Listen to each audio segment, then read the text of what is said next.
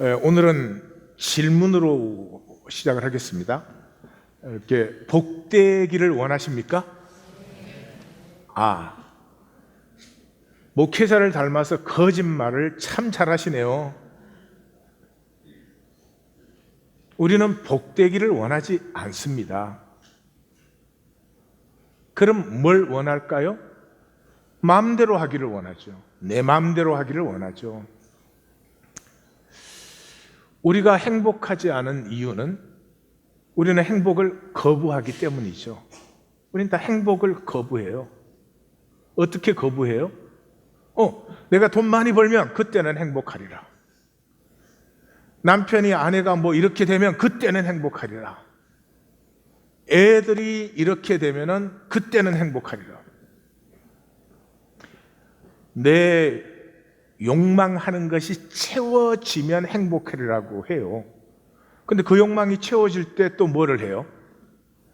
그 다음에 또 다른 거.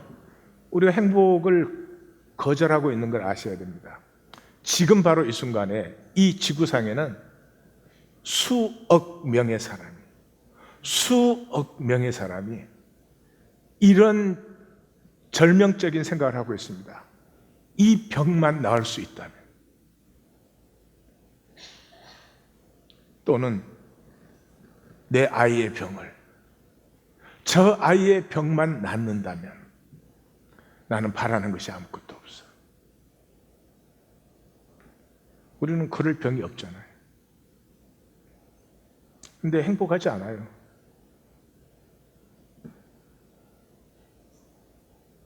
행복하지 않은 유일한 이유는 내가 행복을 거부하고 있는 것입니다. 자, 이 질문과 더불어서 오늘의 예배로 들어가는데, 그 3.1운동에 대한 자세한 얘기는 제가 여러 번 했습니다. 이미 3.1운동 자체에 대해서는 제가 자세히 하지 않도록 하겠습니다. 3.1 만세운동, 독립선언, 그렇게 부르는 것이 저는 좋다고 생각을 하는데, 한 세기가 되었습니다. 100년이 되었어요. 시작은 1895년 10월 8일에 을미사변은 일본의 한성수비대가 조선 왕비를 죽인 사건이에요. 이게 말이 안 되는 얘기죠. 어떻게 외국 군대가 우리나라 수도에 와서 진을 치고 있어요. 있을 수가 없는 일이죠. 근데 일어났어요. 그로부터 넉 달 후에 고종은 러시아 공관으로 피난을 갑니다. 이걸 아간 파천이라 그러죠. 그리고 1905년에 을사조약이 맺어졌습니다. 맺어진 게 아니죠. 강제로 한 거죠. 그리고 일본에서는 이것을 을사보호조약이라고 불러요. 고맙게도. 그리고 3년 후에 고종은 퇴위되고, 그로부터 2년 후에 경술국칠, 이미 을사조약에서 사실은 외교권도 빼앗겼고 일본 통감부가 설치돼서 조선을 다스렸으니, 그건 이제 형식적인 과정에서 주권이 넘어간 날이죠. 일제가 우리를 병탄한 것입니다. 총독부는 인류 역사에는 없는 그런 행정부였습니다. 입법, 사법, 행정, 상권을 다 가지고 있어요. 왕권이나 황제 아래서도 이런 것은 없어요. 사람이 뭘 잘못했으면 재판을 받는다든지 변호할 기회가 있다든지 형식적이라도 그런 건 있어요. 그런 것 자체가 없는, 헌병이 기소, 수사, 판결권을 다 가지고 있는, 그러니까 헌병이 검찰이자 경찰이자 판사예요. 그래서 적결처벌권을 가지고 있었어요. 그래서 형사가 그 자리에서 죽이면 잘못 죽였어도 그걸로 끝이에요. 인류 역사에 없는 이런 행정부를 일본이 조선에다 설치를 한 것이죠. 그리고 철도, 광산, 금융 등의 이권은 완전히 총독부가 장악을 하고, 우리 조선 사람들은 이렇게 땅 개념이 이렇게 뚜렷하지 않았습니다. 그래서 토지 조사 사업을 한다는 명목으로 토지의 많은 양을 총독부가 이렇게 움켜잡았죠. 특별히 한국은 산이 73%인데 그 산의 90%를 조선 총독부의 소유로 그냥 삼킨 거죠. 그리고 강력한 정보 조직과 탄압 정치를 펼쳤습니다. 비극은 해방이 되고 나서도 초기 정권과 군사 정권이 이 정보 조직과 탄압 정치를 계속했다는 것은 상당히 참 안타까운 일입니다. 시발점은 3.1운동의 시발점은 2월 8일 동경 유학생들에 의해서 시작되었어요. YMCA 하구에 웅변대회를 하고 웅변대회가 끝나고 나서 조선 청년 독립단이라고 하는 것을 이제 조직을 했습니다. 그 조직을 해가지고 거기서 독립선언을 하고 이광수는 상해 임시정부 쪽으로 보내고 송계백이라고 하는 학생은 그 당시에는 그 문종이에다 한지에다 했으니까 그걸 꼬아가지고 사각모 속에 숨겨가지고 한국에 들어와서 이 최남선 씨, 최린 씨, 송진우 씨 그렇게 세 사람을 만나서 국내에서도 독립선언을 해야 된다라고 요구를 했죠. 요청을. 그래서 천도교에서 손병희 씨를 중심으로 15, 기독교에서 이승훈 씨를 중심으로 16, 불교에서 한용운 씨를 중심으로 2명 그렇게 해서 33인의 이 대표가 모이게 된 거죠. 이 33인의 대표가 모이면서 동시에 국내의 각 도시, 그 다음에 미국, 일본에도 파리 강화회의도 대표를 다 파견했습니다. 조선은 독립민족이고 독립국가다 하는 걸 이제. 그리고는 조선 경찰을 매수해가지고 조선인 경찰을 매수해가지고 정보가 보호되지 않으니까 밤에 조선 독립선언서라고 하는 걸 2만 1000장을 밤에 보성사라고 하는 인쇄소에서 몰래 찍어가지고 3월 1일 오후 2시에 이제 파고다 공원에 집결했습니다. 이때 모인 사람들은 고등학생들이 주로였습니다. 그래서 파고다 공원에서 이제 독립선언서를 선포하려고 기다리는데 33인은 태화관 2층에서 모여서 나오지를 않으시는 거예요. 그래서 강기덕이라는 학생과 한의원이라고 하는 학생 2사람이 태화관 2층을 찾아갔습니다. 우리 모두 기다리고 있습니다. 그랬는데도 이 양반들이 나오지를 못하는 거예요. 무서우셨던 것 같아요. 그래서 33인은 결국 태화관 2층에서 한용운 씨가 독립선언서를 낭독을 했습니다. 그래서 기다리던 그 정신학교의 정재영이라고 하는 학생이 파고다에서는 낭독을 했습니다. 그리고 나서 3월 5일에 서울역 광장에 전문대 학생들이 4천에서 한 5천 정도 모였습니다. 모여서 그 태화관 2층에 대표를 모시러 왔던 강기덕 학생이 인력거 위에서 독립선언서를 낭독하고 그러고 남대문 쪽으로 진출했다가 거기서 경찰하고 마주치는 군대하고 마주치는 바람에 한쪽은 한국은행 쪽으로 한국은 그 세종로 쪽으로 이렇게 나뉘어져 시위가 이제 열렸습니다. 우리 독립운동에는 이제 3가지 파가 있었어요. 청원파. 일본에다가 청원하는 거예요. 독립시켜달라고. 그러니까 제스처죠. 주로 지주와 귀족들이 하는 것이었고, 친일파들이 여기에 속해 있죠. 그리고 시위파가 있었습니다. 독립 만세를 부르고, 항의하고, 이게 주로 상인들이었는데, 대부분이 그리스도인들이었습니다. 그리고 투쟁파가 있었습니다. 싸워야 된다. 그냥은 독립 안 된다. 학생들이 주로였는데 이 투쟁파 학생들에게 청원파가 돈을 보냈는데 그 돈을 거부했습니다. 우리는 그 청원파의 돈을 이런 그 움직임들이 있었어요. 3.1운동의 자체도 참 위대한 정신이고 운동인데요. 그 여파가 더 자랑스럽습니다. 상해 임시정부가 이후에 4월 10일 날 이제 수립이 되었고 처음으로 우리 한국 역사에서 그 민족 전체가 뭐 양반, 상민, 뭐 직업, 남녀노소를 할 것 없이 우리는 독립민족이다, 독립되어야 된다고 하는 것이 아이들로부터 어른까지 전부가 그 의식이 뚜렷해진 것이었습니다. 그리고 인도에 영향을 주어가지고 인도의 그 영국 식민지 아래 비폭력 무저항 운동이 3월 30일 날 출발되었습니다.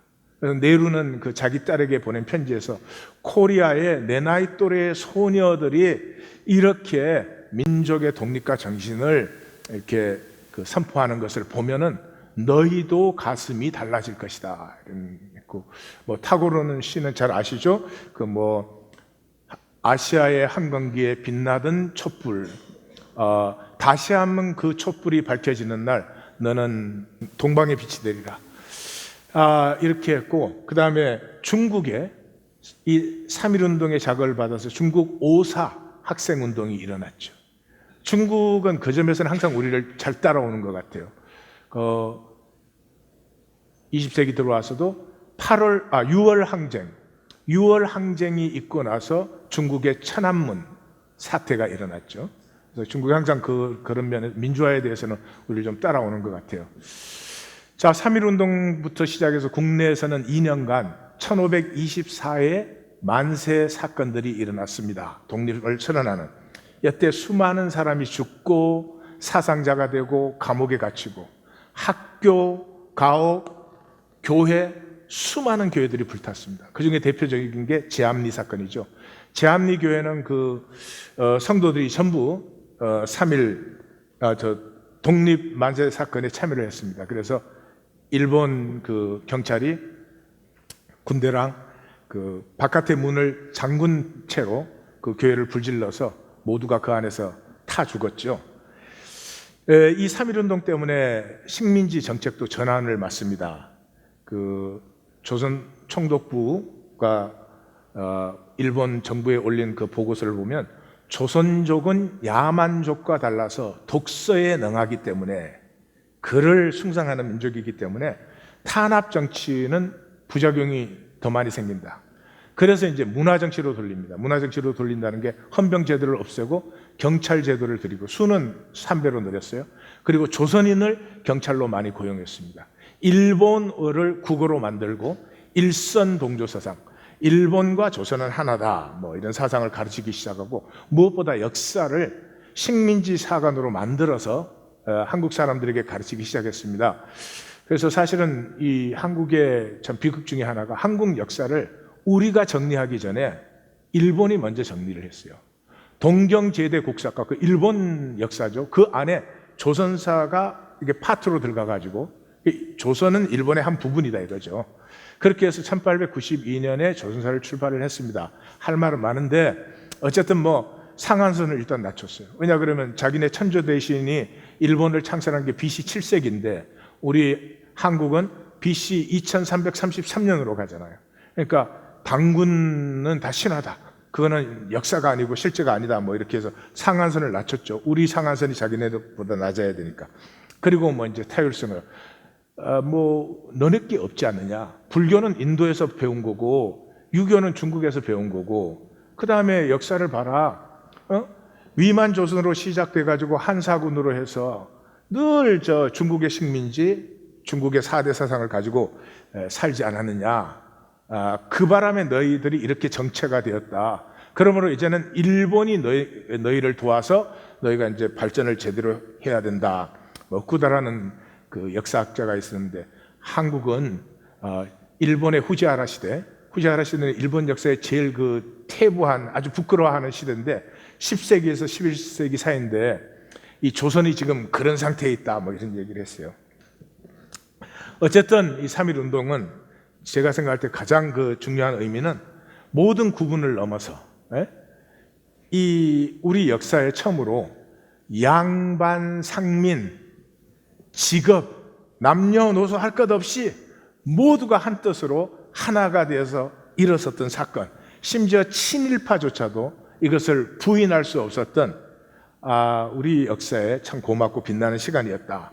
그 다음에 뿐만 아니라 우리가 무슨 대한제국의 백성이 되느냐, 또 일본 황국 신민이 되느냐, 그것보다 훨씬 넘어서서 우리는 인류애를 가지고 살아야 되지 않느냐.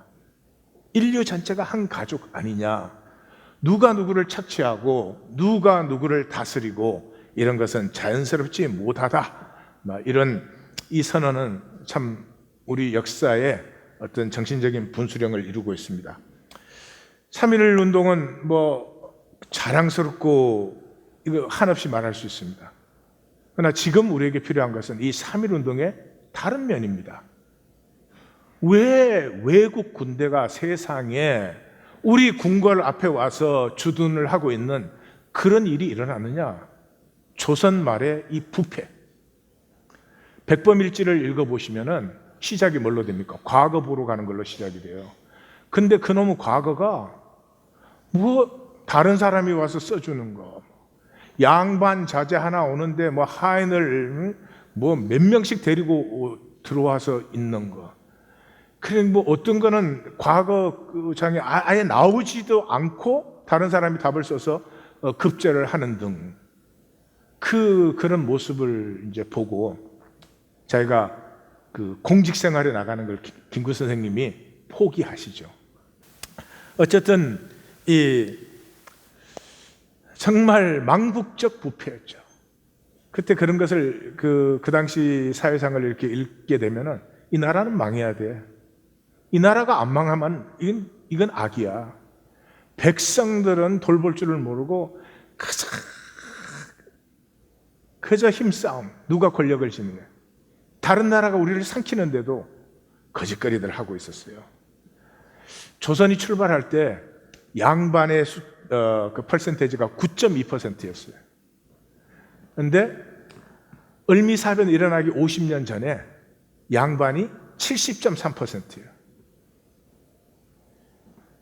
제가 전주이씨 호령대군파요. 그래서 지금 좀 수상해. 언제 샀을까? 예, 왜냐하면 돈 주고 살 바에야 왕족 걸 사는 게 낫잖아요. 그래서 전주이씨가 제일 많아요, 한국은. 거기에 선비가 된 그 양반된 사람들이 참다운 선비 사상은 모르고 겉으로 체면. 이 한국 사회 지금까지는 체면주의. 내가 소중해야지 내 체면이 소중하면 어떡하나. 이런 것들, 이런 민족적 아픔을 지났지만 한 번도 정리하지 않았습니다. 또 해방이 외세에 의해서 됐죠. 그래서 상해 임시정부 같은 것은 인류 역사의 가장 긴 25년의 역사를 가진 것인데 미 군정에 의해서 이게 해체됐습니다. 그리고 역사 정리를 못했죠. 그 대구 10월 사건, 제주 4.3 항쟁, 뭐 수도 없이 많아요. 그게 왜 일어났느냐 그러면 대구 10월 사건 같은 것은 노덕술이라는 사람이 있었어요. 이 한국인 형사인데 아주 독립운동하시는 분들과 이런 사람들을 무자비하게 잡아가지고 나쁜 짓을 많이 했어요. 재산 빼앗고 심지어 그 가족들에게 못된 짓 하고 그랬어요. 이 사람이 이제 해방이 되니까 대구에서 경찰서의 형사부장이에요. 이승만 씨가 국내에 세력이 없었잖아요. 그러니까 정권을 잡아야 되니까 그러면 같이 일하는 뭐가 필요하겠죠, 그룹이. 그래서 북한에서는 역사 정리를 했어요. 그래서 북한에 있지 못하고 도망 나온 북한 친일파들을 이승만 씨가 손을 잡아가지고 이 초기 정권이 이루어진 거죠. 그래서 이승만 씨가 친일파 정리하던 반민특위를 해체했죠. 국회가 만든 것에. 그런 것들이 참 아픔이죠. 그래서 독립운동을 하는 동안 내내 쫓겨다니다가 해방이 돼서 조국에 들어왔더니 이게 한국 형사가 이제 쫓아다니는 거죠. 그런 것에서 이제 이런 아픔들이 일어난 것이죠. 무엇보다도 백성이 배제된 그 이념투쟁이죠. 이 모든 게 뭐 백성 살리자는 거 아니에요? 근데 민족주의, 공산주의, 진보주의, 보수주의 이렇게 나누어 가지고 문제 해결에는 의지가 없어요. 지금도 똑같아요, 양쪽이. 문제 해결에는 의지가 없고 하여튼 너는 잘못됐다는 거예요. 너가 잘못됐기 때문에 내가 잘됐다는 거예요. 내가 옳다는 거예요. 이 헤게모니 싸움, 권력을 잡으려고 하는 헤게모니 싸움밖에 없어요. 지금까지 그러고 있어요. 얘기는 사실 간단하죠. 회개가 없었습니다. 나라가 망해야 마땅한 그런 부패와 무기력증에 빠졌었는데 회개가 없어요. 그냥 손가락질 뿐이에요, 지금까지도. 얼마나 그 식민지 강점 아래 아프고 힘든 사연들이 많았습니까? 그런데 그거 한번 위로하지 못하는, 그저 탓만 하면 되는, 지금까지도 일본은 나빠. 그럼 우리는 착한가? 일본 나쁘면 우린 저절로 옳은 건가? 우리가 건강했으면 일본이 어디 감히 그런 거 아니겠어요? 거기에 교회가 마찬가지, 기독교가 1938년 9월 9일에 조선 예수교 장로회 27자 총회에서 신사참배 결의했습니다. 그 아직까지 한국 기독교가 한 번도 회개한 적 없습니다. 손가락질만 해요. 한 사람은 그거 억지로 한 건데 그거 갖고 우리 정죄하냐고 손가락질하고, 안 한 사람은 우리는 자기네가 안 했어. 자기네 할아버지가 안 했지. 서로 손가락질만 해요. 1938년에 신사참배 결의했는데 딱 10년, 1948년 9월 9일에 그 자리에서 평양에서 노동당이 창건됐습니다. 북한 공산당이 시작됐어요. 그로부터 딱 10년 후 58년 9월 9일에 북한의 모든 교회를 폐쇄했습니다. 좀 뭔가 얼러트가 될 것 같은데 여전히 남 손가락질만 하지, 우리가 참 악했다, 나빴다, 무책임했다, 한마디도 안 나옵니다. 그래서 이제는 100년이 됐는데 선악의 리액트를 넘어서 승화로 가자. 정직한 역사 평가를 하고 직면하자. 우리는 그렇게 아픈 시간을 지났는데 한 번도 애도가 없었어요. 애도가. 폴 트루니에 의하면은 사람이든 역사가 새로워지려면 애도의 시간이 있어요. 애통함의 시간. 성경적으로 말하면 이제 회개의 시간이죠. 그래야 승화가 일어나고, 그러면 자유해지고, 그러면 새 차원이 열린다는 것인데, 우리는 한 번도 그 민족이 수치스럽고 아픔을 당했는데 함께 슬퍼해 본 적이 없어요. 아파해 보지를 못해요.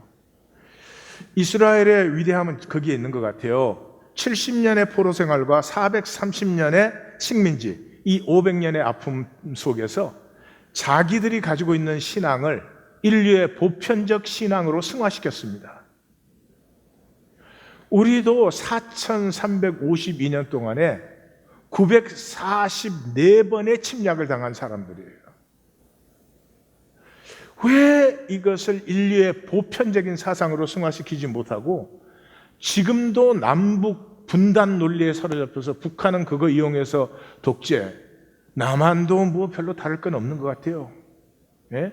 너무 오랜 기간 동안 특별히 군사정권은 분단을 이용해서 독재를 오래 했지요. 슬픔이 클수록 그 창조적 에너지도 크다. 폴 트루니가 그렇게 말했어요. 슬퍼해야 되지 않습니까? 친일한 사람까지 품어서. 친일한 사람이 나라가 강건하고 평안하고 복되었으면 친일했겠습니까? 친일한 사람의 책임은 그 사람들 뿐입니까? 아닌 것 같아요. 어쨌거나 가족이잖아요. 우리 한민족, 한 가족이잖아요. 가족이 잘못했으면 끝까지 손가락질하는 겁니까? 품어야지요. 품어야 회개가 되죠. 이젠 그는 아픔을 좀 넘자. 손가락질 좀 그만하자. 그래서 이제는 일본의 손가락질하는 것도 이제 그만하십시다. 뭘 자꾸 일본 보고 사과하라 그럽니까? 그렇게 악행을 해놓고도 사과하지 못하는 민족이 달러 많이 쌓아야 무슨 소망이 있어요. 정말 일본이 사과하지 못하면 저는요, I'm really sorry for them. 일본 사람들에게 너무너무 미안해요. 예? 그 수준밖에 안 되냐? 민족과 나라가. 그걸 사과해라 그래서 사과하면 그게 사과입니까? 그 사과 받아내려고 우리가 여기 있습니까? 사과 하다 보니까 또 배 생각이 나네. 배를 대신 줄라. 그리고 정신대 문제도 그렇죠. 정신대 피해 여성은 우리가 용서를 빌어야죠. 우리가 못 보호해 드렸잖아요. 우리 딸 아니에요? 누가 감히 손을 대요? 우리가 건강했으면. 우리 잘못은 없고 그저 저놈들이 나쁜 놈들이지. 그 말할 필요도 없이 나쁜 놈들이지. 그러나 그렇게 해가지고 그분들이 정말 위로가 되겠습니까? 우리가 먼저 용서 빌고 우리가 진정한 위로와 격려를 나누고 역사의 피해자가 된 그분들이 우리의 아픔을 감당한 분들로 스스로 자신의 존엄성을 회복받고 느끼도록 그렇게 해드렸어야지. 맨날 일본어도 되고 뭐 말해가지고 그분들이 영혼이 얼마나 편해졌을까, 저는 그런 생각을 좀 했습니다. 시편 27편은 이 문제에 대해서 우리에게 새로운 열림을 줍니다. 독립선언문에도 있다 보시면 알겠지만 그렇게 되어 있어요. 우리가 무슨 억울함을 한탄하거나 무슨 뭐 일본을 탓하려고 하는 게 아니다. 우리 스스로를 건설하고 우리의 새 운명을 개척하고 싶다. 자유하고 풍성한 삶, 이 세상의 민족들마다 스스로 깨끗한 삶을 살 수 있는 기회가 허락돼야 된다. 이제는 함께 세계 평화를 이루고 인류의 행복을 가꾸어 가자. 가슴 뜨겁습니다. 이게 독립선언서예요. 근데 그 시대를 우리가 지금 못 따라가고 있어요. 시편 27편은 두 단락이에요.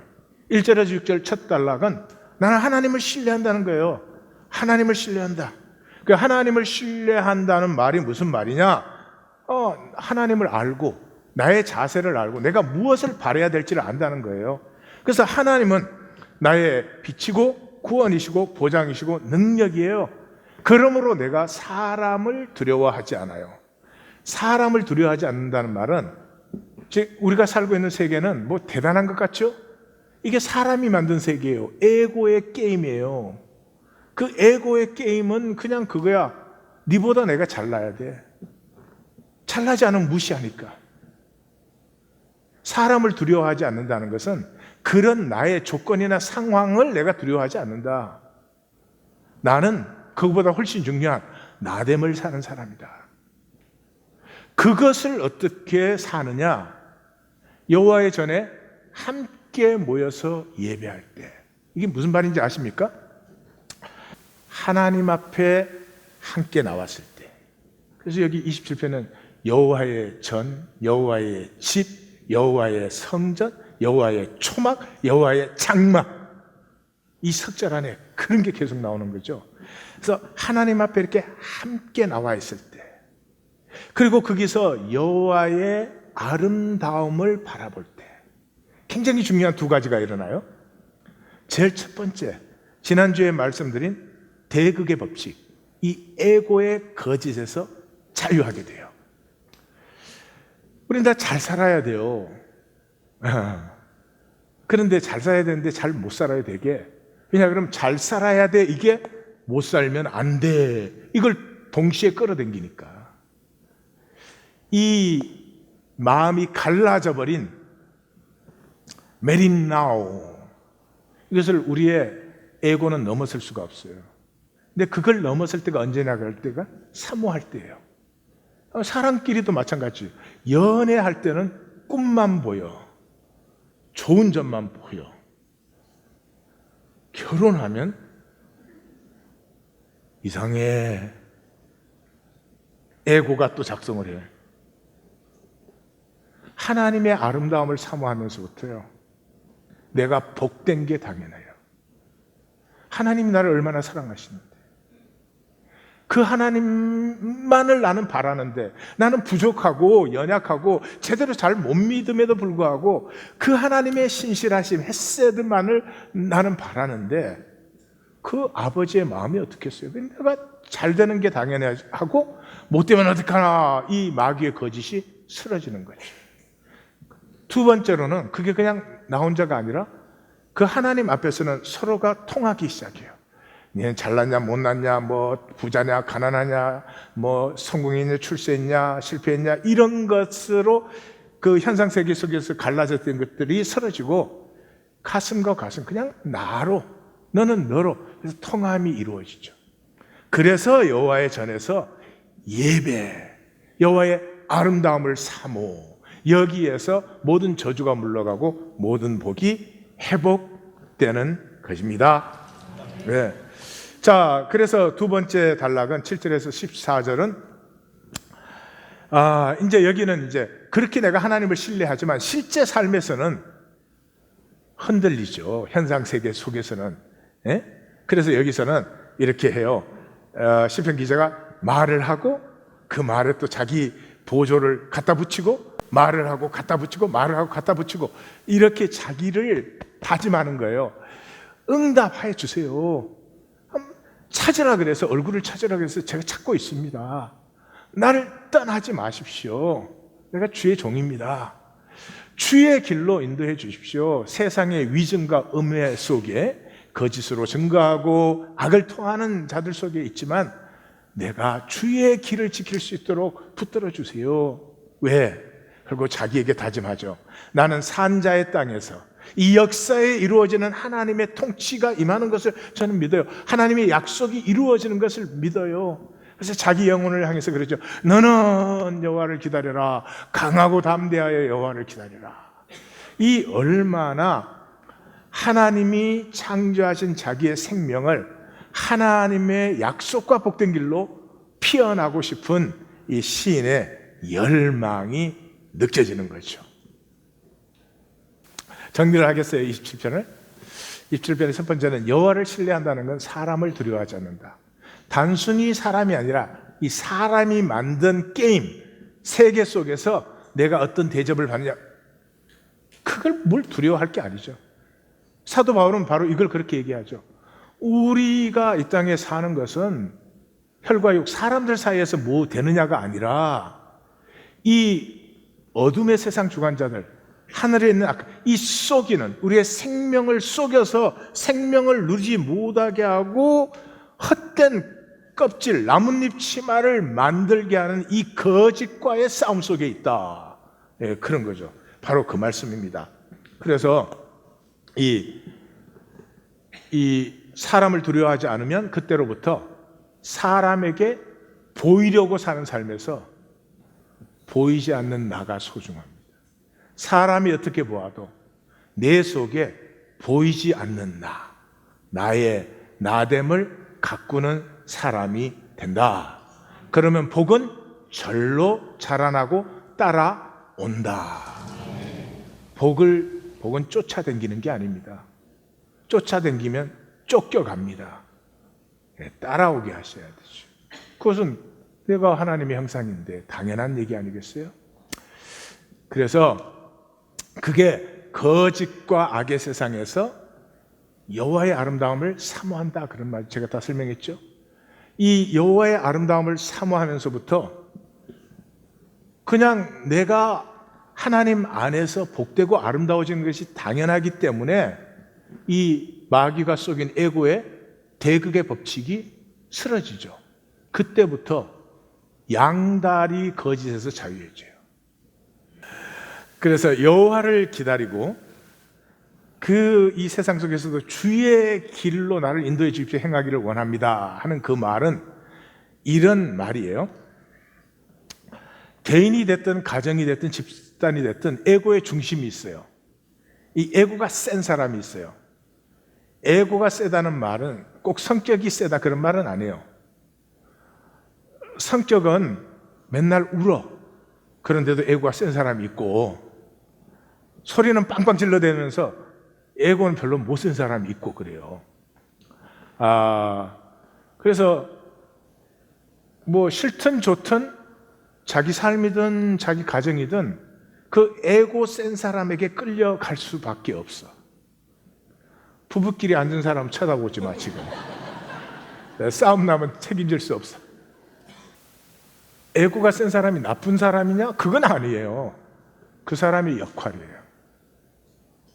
왜냐하면 그 현상의 상황 속에서 그 사람이 그마저 안 하면 이게 엉망이 될 것 같아. 근데 진실은 엉망이 되면 복인데, 엉망이 되면 새 역사가 피어나는데 그 엉망되는 것을 허용할 수 있는 것은 힘들어요. 제가 할 수 있을까? 못할 것 같아요. 누군가 그 역할을 해야 되는 거죠. 그렇지만 아셔야 돼요. 에고가 하는 역할은 뭐 때문이에요? 두려움 때문이에요. 잘못될까봐, 안 될까봐. 근데 두려움은 반드시 두려운 것을 열매 맺는다. 저를 따라 해 주십시오. 두려움은 반드시 두려운 것을 열매 맺는다. 시험해 보세요.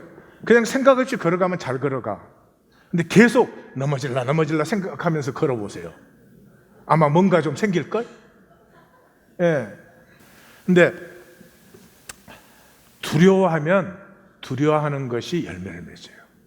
그래서 여호와의 아름다움을 사모함으로 바라보는 것이 저주에서 자유케 되는 길이다. 예. 자, 이제 생명의 길로 에고를 넘어서 가십시다. 역효과의 법칙을 기억을 꼭 하십시오.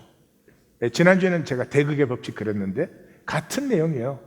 이건 backfire effect라고 불러요. 기분을 끌어올리려고 할수록 침체돼요. 저는 그 우울증에 상담을 꽤 잘해요. 내가 한번 지나봤으니까. 이 우울증의 문제는 우울해지면 우울해지지 않으려고 하는 게 문제예요. 우울해질 때는 우울을 깊이 누리면 돼. 얼마까지 우울해지나? 내가 우울해질 때는 내 피부에 어떤 효과가 일어나나? 심장이 어떻게 되나? 소화기관에는 어떤 그 작용이 일어나나? 내게서 어떤 생각들이 일어나나? 뭐 죽어버리고 싶은 생각. All the way 우울을 딱 경험하고 나면 When you hit the bottom, only way to is come up. 예. 우리는요, 그런 게 오기 전에 겁이 나서 그걸 경험을 안 하려고 해요. 그래서 맨날 그게 끌려다니는 거죠. 그런 사람은 좋은 것도 경험을 못 해요. 기쁜 일이 일어나면 내가 무엇을 기뻐하는지, 기뻐할 때는 나는 어떤 모습인지, 어떻게 웃는지, 내 표정이 어떻게 달라지는지 좀 거울도 보시기도 해야 돼요. 혈액순환이 얼마나 달라지는지 좀 느껴보시라고. 그때는 식욕이 왕성해지는지. 되게 안 먹어도 행복해요. 그때는 우울할 때 먹는 거예요. 부자가 되기를 바랄수록 가난해져요. 돈이 있든 없든 점점 상대적인 가난을 느끼게 돼요. 더 성공해야 된다는 강박이 있는 만큼 자꾸 실패자로 느껴져요. 그게 이제 더 이상 끌려다니지 마세요. 그래서 수치와 두려움의 덫에서 자유해야 돼요. 긍정적인 경험을 하려고 할수록 자기는 부정적이 돼요. 부정적인 경험을 받아들이면 긍정적이 돼요. 제가 지금 우울증 얘기했잖아요. 우울할 때 우울을 그냥 경험해 버리세요. 그러고 나면 새로워져요. 그래서 부정적인 것은 피하고 막고 없애는 것이 아닙니다. 그러면 사로잡혀요. 우리의 삶은요, 실패가 90% 이상이고 성공을 10% 하는 사람이 있다는 건 대단한 거죠. 근데 실패를 부정하고 그 수치를 은폐해버리면 내 삶이 없어진 거예요. 내 삶은 나의 이야기예요. 예? 수많은 실패와 수치, 그러나 그것을 통하면서 나 자신에 대한 새로움, 이런 것들이 나를 삶의 날줄과 씨줄이 얽혀서 나의 이야기를 만드는, 내가 나의 이야기를 버리면 아무도 그것에 대해서 어쩔 수 없어요. 이를 위한 길이 현재를 누리는 거예요. 현재는 유일한 생명의 시간이에요. 이 현재를 못 누린 사람은 모든 걸 고치려고 그래.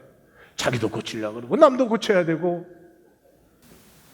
현재를 한번 누려보세요. 자기 숨을 느껴보세요. 자기 맥이 순환되는 걸 좀 느껴보세요. 무슨 생각을 하는지. 우리는 계속 피해요. 왜냐 그러면 더 나아져야 되니까. 지금의 나는 안 돼. 더 나아져야 되니까. 지금의 나를 누리지 못하는데 어떻게 더 나아지나. 예. 양극을 다 느끼세요. 아까도 말씀드렸지만 슬플 때는 슬픔을 그냥 느껴버리세요. 느껴보면은 그거 별거 아니에요. 기쁨을 기쁨으로 느끼시면은 굉장한 힘이 돼요. 나 자신도 양쪽을 다 느끼세요. 내가 쓰레기 같은 면이 있지 않아요? 네, 내가 참 안 좋아 보이세요? 느끼세요. 느껴보면 별거 아니에요. 그 사람이 그런 거지. 나의 좋은 점도요, 느끼지 않고 괜히 그래 난 남보다 나아 뭐 이런 비겁한 짓 하지 말고 한번 느껴보세요. 야, 이러면은 정말 누구도 나를 못 따라올 거야. 그럼 어떻게 돼요? 에너지가 통하게 되죠. 에너지가. 이것도 막아, 저것도 못 느껴. 맨날 그 자리 지키기가 급급하게 되는 거죠. 모든 경험은, 하나님이 허락하신 모든 경험은 우리로 성숙하게 하기 위해서. 그러므로 가장 중요하고 복된 것은 지금 이 자리, 지금 이 사람이에요. 지금 이 자리에서 이 사람을 못 느끼는데, 이 사람 별로 중요하지 않아. 앞으로 내가 뭐 지금 그 계약을 하나 성사시켜야 되는데, 아니요. 지금을 못 누리는 사람이 어떻게 그 다음 순간이 지금 될 때 누려요? 안 된다고. 항상 현재에 머물 수 있는 사람, 지금 옆에 있는 그 사람이 소중한 사람, 지금 이 자리에서 내가 하는 일이 중요한 것. 그래서 항상 다시 한번 합니다. 훈련을 하세요. Rise above. 그러니까 높이 하나님 보좌에 함께 앉히셨다. 이게 얼마나 놀라운 얘기예요. 그 하나님의 관점에서 내 상황을 보세요. 그 상황에 반응하는 나도 보세요. 딱 그래서 지금 저렇게 힘든 시간이 지나가고 있구나. 그것을 이렇게 확인하는 순간에 나됨이 확보되는 거죠.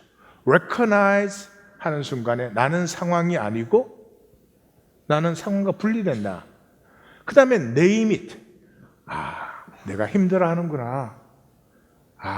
참 아픈 시간이 지나가고 있구나. name 하는 순간에 그걸 allow 해주는 거죠. 허락해 주는 거예요. 허용해 주는 거예요. 허용하면 지나가요. 우리가 붙들고 있어요. 아픈 일이 생기면 그걸 평생 놓지 않아. 날씨가 흐리면 구름이 지나가면 되잖아요. 그 한 번 아프면, 그런 아픔은 다시 있어서는 안 되는 거예요. hold on to. 부활하신 주님이 막달라 마리아한테 Don't cling to me. 우리는 전부 매달려 있어요. 과거의 수치 아픔. 이거를 덮을 수 있는 큰 성공을 만들어야 되는, 그 사람 성공 못해요. 뭐에 하고 있는 거? 실패에 매달려 있는 사람이에요. 수치에 매달려 있는 것이고. 제가 영상을 하나 나눌 텐데요. 허버트 데이빗 켈러라고 하는 사우스웨스턴 회장님 얘기예요. 이분은 이제 좀 이따 보시면 알겠지만은 다른 항공사가 수를 했어요. 그 광고 문구를 자기네 글 쓴다고. 그게 수를 받으니까 미국에서 이게 뭐 변호사 비용 엄청나게 들어갑니다. 이 사람이 제안을 했어요. 회장끼리 만나서 팔씨름을 하자. 그래서 이기는 쪽이 다 갖기를. 근데 이제 팔씨름 하면은 자기가 나이가 많고 약하니까 질 게 뻔해요. 그러니까 저쪽 회사 사장이 시에리스 하니까 회장이 했어요. 팔씨름을 해서. 당연히 졌지. 직원은 너스레를 떨어요. 오늘 감기 기운이 좀 있어가지고 뭐. 근데 그 소송 비용과 배상금에 몇백 배의 광고 효과를 올린 거예요. 제가 이렇게 말씀을 드릴 때 무슨 뭐 전혀 다른 차원의 삶을 살자 이런 게 아니에요. 조금 다를 때, 네? 세상이라는 게 다 힘들고 어렵게만 느껴지는데 그 가운데서도 그래도 하나님이 창조하시고 하나님이 사라진 적이 없는 세상인데 이것이 전부는 아니지. 그 조그마한 것이 100배, 60배, 30배의 차이를 만들어내요. 이분 그 수 받으면 이쪽도 막 비싼 변호사 사가지고 난리 칠 거 아니에요? 팔씨름을 하자. 그래서 광고비를 뭐 그게 몇백 배를 이 전략을 했어요. 이분은 60년대, 70년대, 80년대 사람입니다. 1966년 그때가 텍사스의 그 오일 붐이 일어날 때요. 텍사스의 달라스, 휴스턴, 세인안토니 이게 3대 도시거든요. 이 삼각형을 연결하는 이제 항공사를 만든 거예요. 근데 다른 항공사들이 방해를 해가지고 1972년에 비행기 한 대 가지고 첫 출발을 했습니다. 근데 지금 미국의 4대 항공사고요. 나르는 인원수로는 세계 3위 항공사입니다. 가격이 다른 항공사보다 30% 저렴하고 수화물 차지를 하지 않고 너무 광고하는 것 같아요.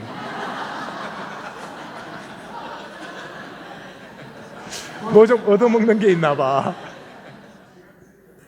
좌석 번호가 없어요. 좌석 번호 갖고 엑스트라 차지하고 그러잖아요. 좌석 번호가 없어요. 그래서 먼저 줄 선 사람이 먼저 들어가. 그러니까 비행기 가동률이 굉장히 빨라지는 거예요. 그리고 직원을 채용할 때 경력이나 그 기술 가지고 채용을 안 해요. 유머가 많고 낙관적인 사람을 채용해요. 그 결론은 이렇게 말을 해요. 기술과 기능은 우리가 얼마든지 가르친다. 근데 DNA는 우리가 바꿀 수가 없다. 이 불행 DNA를 갖고 있는 사람. 남편을 봐도 불행, 아내를 봐도 불행, 목사를 보면 더 불행. 그 사람의 인생은 하나님도 꼼짝할 수가 없어요. 그래가지고 그 신입사원 오리엔테이션을 파리로 하고 이제 보시면 알겠지만 다른 회사를 계속 합병해 나갑니다. 굉장히 커지면서. 그런데 그거를 뭐 이렇게 사람들을 모여서 회의하고 합병하면 제일 먼저 하는 게 누구 잘라낼 거냐 이런 거 아니에요. 그런데 그렇게 하지 않아요. 그리고 이 사우스 웨스트가 존경받는 가장 큰 이유가 9/11이 일어났을 때 미국 항공계가 완전히 늪에 빠졌습니다. 누가 비행기를 타요? 그래가지고 그때 미국 항공업계 단일 업계에서 12만 명을 레이오프했어요. 그런데 사우스 웨스트는 한 명도 레이오프하지 않았습니다. 처음으로 회사 역사 처음으로 10억을 은행에서 빌렸습니다. 직원들의 월급을 주기 위해서. 이 사우스 웨스트 항공을 타면 이제 기내 방송부터 분위기가 달라요. 그래서 기내 서비스가 마음에 안 들면 8개의 비상구가 있으니 그리로 나가시기 바랍니다.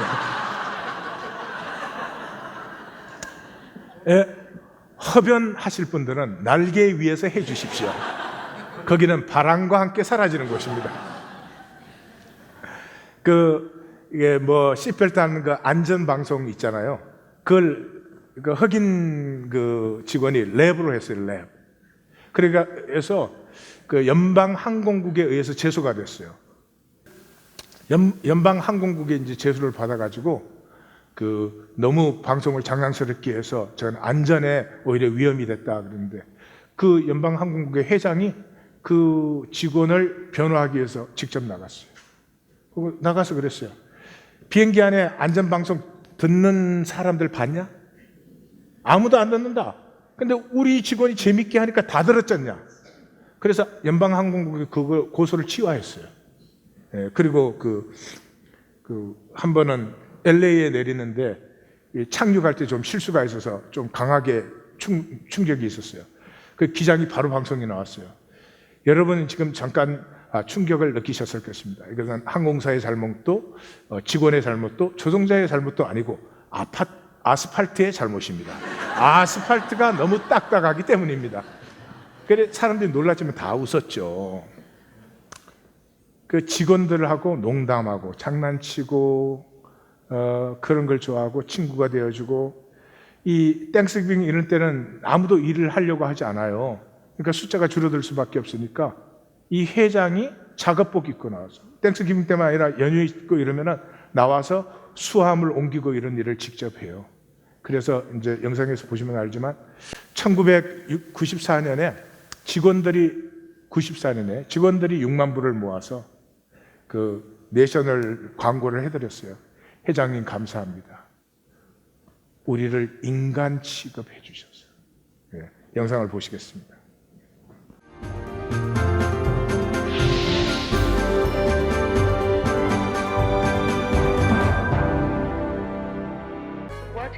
즐겁게 일하고 싶으신가요?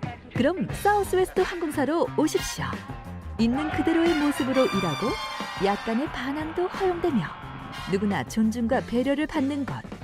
언제라도 엘비스를 만날 수 있고 바지는 입어도 벗어도 되는 회사입니다. 그의 예상은 적중했다. 사우스웨스트 항공은 정실성, 승객 수화물 관리, 승객 불만 사례에서 가장 좋은 점수를 받는 상관왕의 명예를 32번이나 차지했다. 설사 고객은 두 번째라고 해도 서비스는 1등임이 입증된 것이다. 그렇지만 인수합병과 같은 치열한 경쟁 상황에서 기업 문화를 내세우는 것은 사치 않을까? 켈러는 그럴 때일수록 문화가 더 중요하다고 얘기한다. 많은 기업들이 진정한 합병에 실패하는 것은 다름 아닌 문화적 충돌이라는 것이다. 모리스 항공을 인수할 때도 켈러는 단순한 합병이 아닌 서로 다른 문화 간의 화학적 결합을 고심했다. 그가 생각해낸 것이 결혼식이었다. 신랑인 사우스웨스트와 신부인 모리스의 결혼식이 거행됐고 주례는 엘비스로 분장한 켈러가 맡았다. 그렇게 켈러에게 기업은 사랑과 즐거움이 있는 가족이었다. 1994년 10월 16일 아침, 허브 켈러의 책상에 그 날짜 USA 투데이지 한 부가 슬그머니 올려졌다. 펼쳐진 면에는 전면 광고가 실려 있었다. 감사합니다, 허브. 우리 직원들 이름을 모두 기억해 주신 데 대하여 추수감사절날 수화물 적재를 손수 도와주신 데 대하여 모든 사람에게 키스를 해주신 데 대하여 우리의 말을 들어주신 데 대하여 직장에서 반바지와 운동화를 신게 해주신 데 대하여 회장이 아니라 친구가 돼주신 데 대하여 보스의 날을 맞아 직원들은 6만 달러나 되는 광고비를 기꺼이 부담했다. 허브 켈러가 직원들에게 보여줬던 사랑과 믿음에 대한 보답이었다. 두려움이 아닌 사랑으로 결속된 회사가 더 튼튼한 회사입니다. 세상은 시스템이에요. 인간이 해낼 수 있는 거 그것밖에 없어요. 시스템이라는 건 가장 낮고 천박한 거예요. 한번 가족이 시스템이라고 생각을 해보세요. 그건 가족의 모든 복을 다 폐해버리는 거지. 그래서 자연스러움이 사라졌어요. 행복은 생명을 생생히 느끼는 거예요. 아플 때는 아프세요. 기쁠 때는 기쁘세요. 피리를 불면 춤을 추세요. 곡을 하면 우세요. 그러면 이 거짓이, 시스템이 만든 거짓이 굉장히 힘을 잃어버려요. 시스템은 무엇보다도 인위적이에요. 중독을 시켜요, 중독을. 우리의 진실이 그렇습니까? 남자가 결혼할 때 이 세상에 제일 예뻐야 결혼합니까? 여자가 결혼하는데 이 세상에서 제일 능력 있고 돈 많아야 결혼합니까? 거짓말이에요. 거짓말이에요. 그런 것 같죠? 아니에요. 잘 보세요. 왠지 끌리는 사람하고 결혼해요, 그냥. 예. 또 결혼하면 후회할 걸 알지만 결혼하는 거라고. 그 속에 나의 얘기를 엮어가는 거예요. 꼭 남보다 뭐 성공하고, 꼭 남보다 잘나고, 꼭 남보다 예뻐야 될 그런 거짓에 더 이상 속지 마십시다. 삶은 선택이에요. 예. 믿음으로 산다는 것은 돈으로 살 거냐 사랑으로 살 것이냐 선택이에요. 그러나 속지 마세요. 배타적이 아닙니다. 두 가지 다 필요해요. 먼저예요, 열쇠는. 너희는 먼저 그의 나라와 그의 의를 구하라. 그리하면 이 모든 것을, 이 먼저는 0.001mm일 수도 있어요. 그러나 먼저가 중요해요. 돈이 먼저가 되면 생명성이 사라져버려요. 아무것도 누릴 줄 몰라요. 시스템밖에 안 보여요. 기능밖에 안 보여요. 남편과 아내 사이도 기능밖에 안 보여요. 사람이 안 보이고. 교회가 무엇입니까? 통하고 친구가 되는 곳이에요. 그것 없는 교회 생활은 이건 세상의 가짜 중에 가짜죠. 우리 하나님 교회가 교회되는, 뭐가 우리가 달라서가 아니라 0.1mm 하나님을 사모하며 바라보는 그것이 내 걱정보다 0.1mm 앞서 나가기 때문에, 예배하러 모였을 때 너는 너고 나는 나가 아니라, 그렇지만 그런 현실 속에서도 그래도 우리가 하나님 안에서 한 가족으로 부름을 받았다는 그 의식이 0.01mm 앞서 나가고 있기 때문에 한 것이 아무것도 없는 것 같은데 우리가 통하고 왠지 반가워지고 이제는 서로 생각을 하면 축복이 먼저 나오는 그런 교회가 됩시다. 기도하십시다.